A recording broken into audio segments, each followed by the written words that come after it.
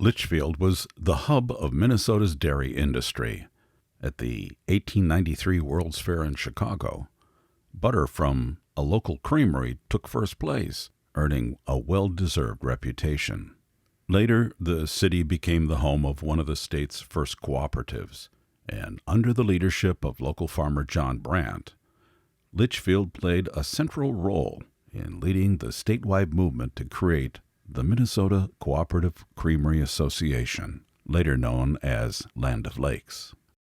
But it was another dairy product, ice cream, that brought smiles to the faces of generations of Litchfield's children. In 1913, the Litchfield Ice Cream Company opened for business under the management of Harry Hanson.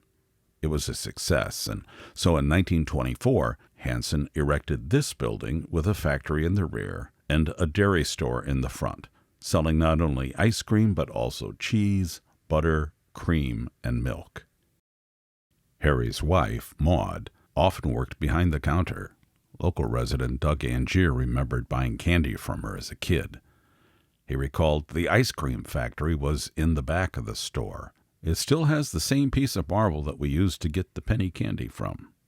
In 1934, the Litchfield Produce Company bought out Harry, who kept a cafe here until 1944. The Produce Company widened its distribution network throughout the middle part of the state, and generations of Minnesotans fondly recall a scoop of Litchfield ice cream on a hot summer day. In 1969, Larry Swenson moved his barber shop here, but he sold the building a few years later. However, there was no need to change the name out front because the new owner was named Larry Ackerman. And 50 years later, there still hasn't been a change.